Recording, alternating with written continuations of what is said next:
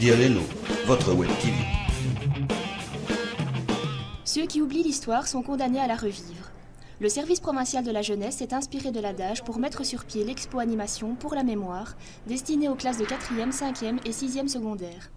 Installée pendant 3 semaines à la bibliothèque de l'Université du Travail de Charleroi, elle a vu près de 1500 adolescents plongés dans l'univers de la déportation et du génocide. Dernier ennuyé en vie à avoir séjourné au fort de Brendonck, Abdon Bardio salue l'initiative.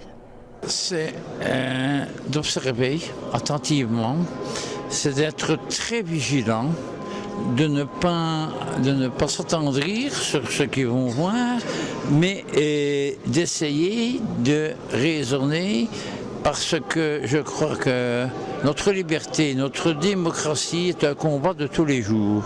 Les jeunes visiteurs étaient invités à participer à un jeu de rôle au cours duquel ils prenaient la place d'une personne ayant connu l'atrocité du nazisme. François Lameau, résistant et prisonnier politique, a été arrêté en 1942. Il avait 20 ans. Le passé, il ne faut pas l'oublier. C'est indispensable. Il ne faut pas que ça se représente. Le slogan depuis toujours, maintenant, on n'est plus jamais ça. Mais de grâce, songeons aussi à regarder aujourd'hui. Il faut refuser que ça se représente le passé.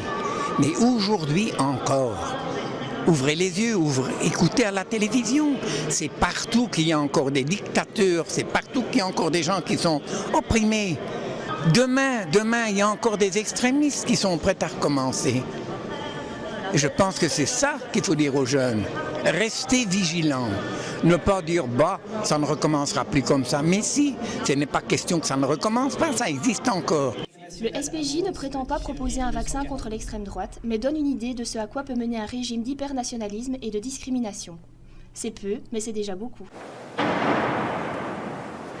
N'abandonnez jamais. Votre web TV.